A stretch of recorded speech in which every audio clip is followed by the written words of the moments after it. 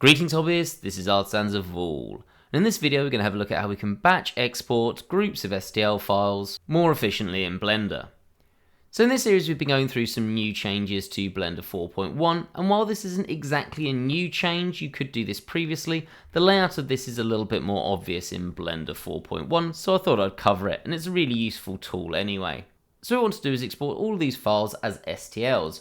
Now, I've still got some of the cutters left in this file, even though I've booleaned everything together, and I haven't got these named in the best way possible because, well, I'm a bit lazy and I have bad habits when creating quick 3D designs like this. So what we're going to do is set this up. So first of all, I'm going to select all of these, I'm going to press Ctrl and F2, and I want to get rid of all of the name cylinder in this, just so I've got the numbers. So we're going to stick with find replace, we want to replace cylinder, and then dot, and we want to replace it with, well, nothing.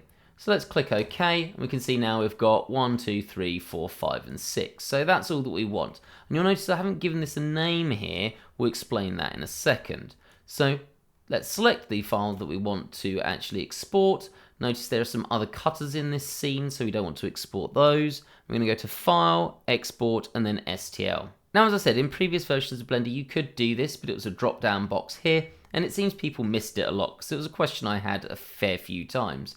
So all we want to do is select batch, and notice if you have your mouse over it, it tells you what you're doing. Export each object to a separate file. We want only our selection, so it's only going to look at the separate objects from the ones we've selected, not all the cutters that I mentioned.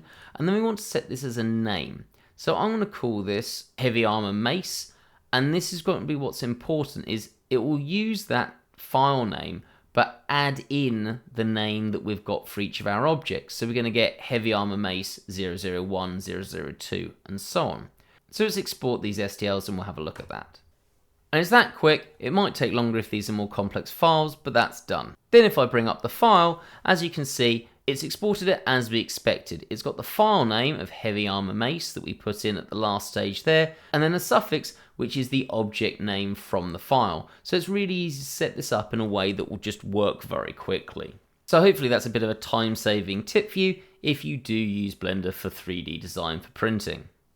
Have a great day, guys.